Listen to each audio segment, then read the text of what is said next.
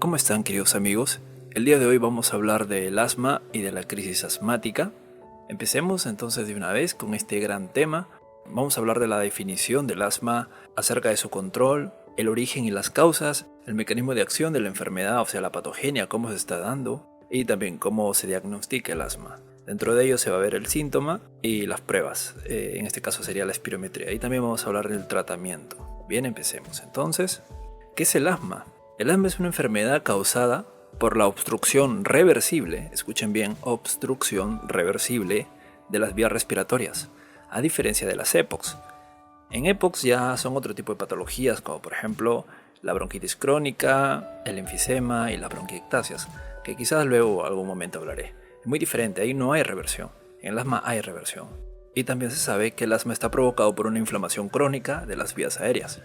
Esto provoca síntomas respiratorios, limitación de la actividad y exacerbaciones. Exacerbaciones son crisis o ataques, solo que en otros términos. Estas exacerbaciones en ocasiones requieren asistencia médica urgente y que pueden también incluso ser mortales.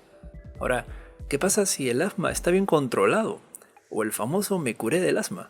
Cuando el asma está bien controlado, podemos evitar los síntomas molestos durante el día y la noche, podemos necesitar poca o ninguna medicación sintomática, podemos llevar una vida productiva y físicamente activa, podemos tener una función respiratoria normal o casi normal, y también evitamos las exacerbaciones, que serían las crisis o ataques, asmáticas graves, claro.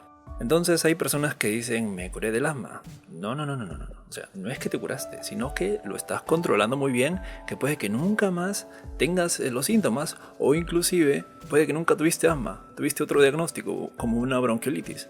Entonces el día de hoy vamos a aprender cómo se diagnostica el asma, ¿bien? Y la pregunta es, ¿cuál es el origen del asma? Bien, en primer lugar, el asma está ligado a causas genéticas y ambientales. Y en segundo lugar, las personas asmáticas son más susceptibles a determinados agentes ambientales, a diferencia de las personas no asmáticas. Por ejemplo, en una persona asmática usualmente tienen alergias también a otras cosas como el chocolate, maní, etc. ¿No han escuchado el dicho o el término, porque es asmático no puede comer tal cosa? Porque es asmático no puede hacer ejercicio. A veces el pobre niño lo excluyen de todo cuando no es necesario. Por eso hay que corroborar si efectivamente son susceptibles a determinados agentes. Entonces, dentro de las causas ambientales desencadenantes de asma, tenemos los siguientes: virus, alérgenos domésticos o laborales, humo del tabaco, ejercicio, estrés. Algunos medicamentos pueden inducir a desencadenar el asma, como por ejemplo los beta-bloqueantes, ácido acetilsalicílico u otros AINES, ácido acetilsalicílico, la aspirina. Un asmático, por ejemplo, no puede consumir AINES del tipo COX-1.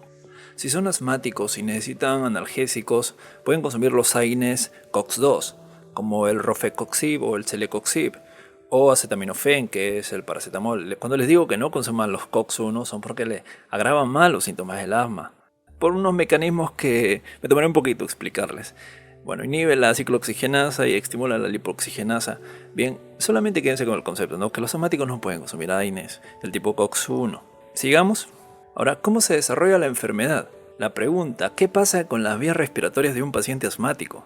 Como les había dicho, los asmáticos son más susceptibles, tienen una reacción más intensa que los pacientes normales. Por lo tanto, en ellos se produce la contracción muscular lisa, también conocido como broncoconstricción o broncoespasmo. Se produce el edema e infiltración celular de la mucosa y submucosa, que son partes de la inflamación. O sea, una inflamación tiene sus procesos, entonces dentro de esos procesos se encuentra el edema, que es la hinchazón. Se hinchan los bronquios. Al hincharse los bronquiolos no deja pasar el aire.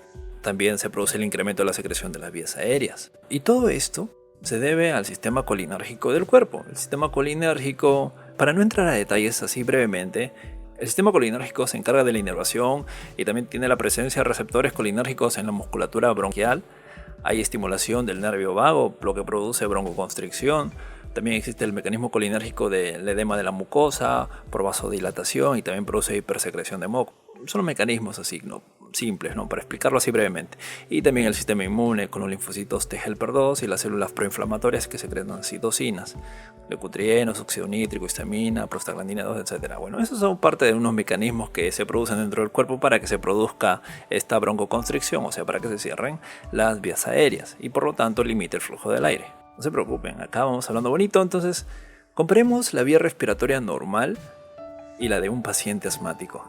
En este caso pueden ver que en una vía normal, cuando las vías respiratorias están expuestas a alergenos, microbios, virus y factores del ambiente, no sucede nada, o si sucede, no hay mucha respuesta, que digamos, no hay una alteración del revestimiento de las vías aéreas. En cambio, un asmático, si está expuesto a estos determinados agentes, se produce una hipertrofia, aumenta el grosor de las vías aéreas, como pueden ver hay células proinflamatorias, dando como resultado una alteración del tejido de las vías respiratorias, por lo tanto se obstruye. Ahora vamos a diagnosticar el asma. ¿Cómo puedo saber yo que tengo asma? Buena pregunta. Primero tenemos que saber el cuadro clínico. Una persona asmática padece de sibilancias. Las sibilancias son el sonido así agudo que se produce. A ver si puedo poner acá un audio.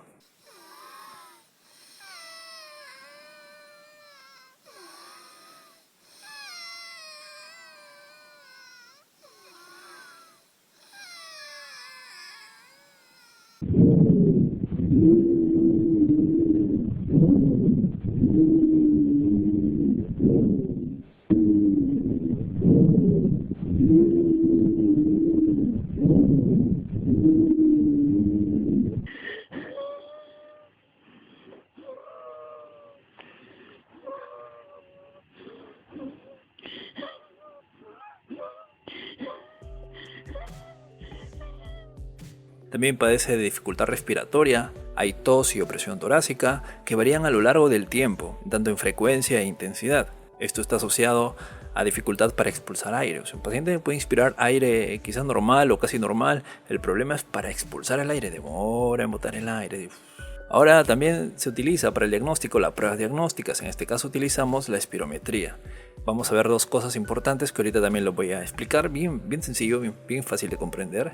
El volumen expiratorio forzado en un segundo, que significa FEV1, que está abreviado en FEV1, sobre la capacidad vital forzada, que es FVC. Esa constante está reducida. Los valores normales son de 0.75 a 0.80, ahorita lo vamos a ver.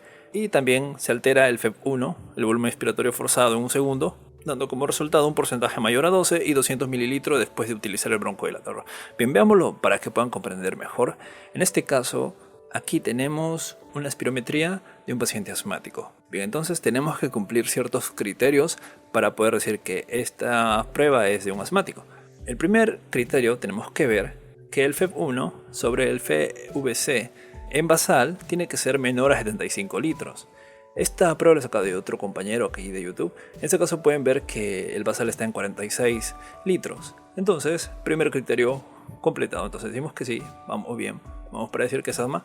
El segundo criterio tenemos que ver que el FEV1, como pueden ver aquí, está en 1.35, sube a 1.73 litros. Y aquí se ha usado un broncodilatador, o sea, de un estado basal la vía respiratoria se ha vuelto reversible y ha aumentado más de 200 mililitros, más de 0.20. Por lo tanto, se cumple el segundo criterio de que hay un rango mayor a 200 mililitros, o sea, más de 0.20, desde el basal al post broncodilatador, después de un broncodilatador. Como para corroborar, este aumento de 200 mililitros puede verse reflejado en un FEV1 mayor a un 12%. En este caso el paciente tiene 27.72 post broncodilatador, por lo tanto decimos que es asma. El FEV1 sobre FVC menor a 75 litros indica una enfermedad obstructiva. Bien, y el FEV1 mayor a 200 mililitros, o sea 0.20, y mayor a 12% post broncodilatador indica la reversibilidad de las vías aéreas. Por lo tanto, esto asociado a los síntomas y también a los antecedentes podemos decir asma. Basta con que uno de los dos criterios no se cumpla, decimos que no hay reversibilidad. Por lo tanto ya no sería asma, porque el asma tiene reversibilidad. Hay una variabilidad media diaria donde si el PEF es mayor a un 10% o hay un aumento del FOB1 en más de un 12% y 200 mililitros por un tratamiento antiinflamatorio. O sea, puede haber eso de ahí. También puede no darse reversibilidad con broncodilatadores durante las exacerbaciones graves o infecciones víricas. Esos puntos también hay que tener en cuenta ahí. Otra prueba de espirometría, acá tenemos otros datos de otro paciente asmático. Primero que vemos el FEV1 sobre el FVC y podemos ver que en basal está en 63.71, bien, lo cual me indica que es menor a 75 litros, me indica una enfermedad obstructiva. Y luego vemos el FEV1 que de 3.43 a un post-broncodilatador ha aumentado bastante, casi un punto, ¿no? Un punto y 10. Por lo tanto, ha aumentado más de 200 mililitros, o sea, más de 0.20 y también más de mayor a 12%, como se puede ver aquí, ¿no? 28%, o sea, hay una reversibilidad. Por lo tanto, esto asociado a los síntomas, decimos que es un paciente asmático. Vemos primero el FEV1 sobre el FVC, como vemos que es mayor a 75 litros, en este caso el paciente tiene 76.54, decimos que está normal o que puede ser una enfermedad restrictiva.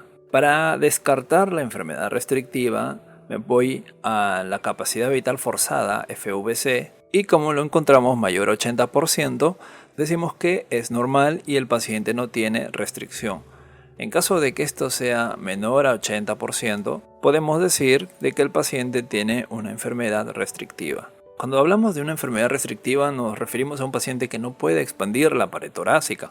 Por ejemplo, obesidad, traumatismos, ¿no? Fractura de costillas, cifoescoliosis, polio, etc. También puede haber enfermedades infiltrantes como la fibrosis, neumoconiosis, la enfermedad de minero de carbón. Ahora hablemos del tratamiento, así rápido nomás. El tratamiento para el control del asma son los agonistas beta 2. Dependiendo del control, pueden ser de acción corta, como el salbutamol o albuterol, de acción prolongada, salmeterol, formoterol. También se puede utilizar antagonistas de los receptores de leucotrienos, como el safirlucast, montelukast, corticosteroides inhalados, como el fluticasona, budesonida. En casos graves se utiliza teofilina, que es un alcaloide broncodilatador, o bromuro de ipratropio o tiotropio también le dicen, que es un anticolinérgico derivado de la atropina. Cabe resaltar que la teofilina no está indicada en niños menores de 11 años, si no me equivoco. Y para el tratamiento de la crisis asmática, para los ataques asmáticos, en un ataque leve se usa el salbutamol, que es un agonista beta 2 de corta acción. Se utiliza también en un ataque moderado oxígeno, salbutamol, ipratropio, corticoides sistémicos como hidrocortisona, prednisona. Y en un ataque grave se utiliza el mismo tratamiento que el moderado, pero este ya va acompañado de una ventilación mecánica. Entonces se nota que no se usan corticoides inhalados ni agonistas beta 2 de acción prolongada en una crisis asmático. Aquí los corticoides ya son vía sistémica y los agonistas beta 2 son de acción corta, no se usan de acción prolongada. Esto de los tratamientos vienen de las guías de manejo. En este caso, los centros de salud se basan en base a guías para poder dar un correcto tratamiento. O sea, son guías que ya han sido validadas científicamente, como por ejemplo la guía de Yema, la guía de Gina. En este caso aquí les dejo, ¿no? Por ejemplo, ven la clasificación del control del asma. Aquí pueden saber si tienes el asma bien controlada, parcialmente controlada o mal controlada. Aquí hay unas características, unos datos que cualquier persona lo puede ver y ver en qué tipo de control está su asma. Esto más que todo lo maneja el neumólogo, el médico residente, el médico de turno. También pueden observar el tratamiento escalonado que se utiliza en base al requerimiento que se necesite para el asma. También podemos pasar a la evaluación de la gravedad de las exacerbaciones asmáticas. Podemos ver en qué tipo está la crisis leve, crisis moderada o parada respiratoria. Y eso sería el tratamiento para las crisis, como lo pueden ver ahí, lo pueden pausar, lo pueden leer detalladamente, que sería más que todo cómo es que se maneja, cuál sería el protocolo que se sigue para determinado tipo de crisis. Eso sería todo, compañeros. Nos vemos hasta una próxima oportunidad. Que les vaya bien, cuídense.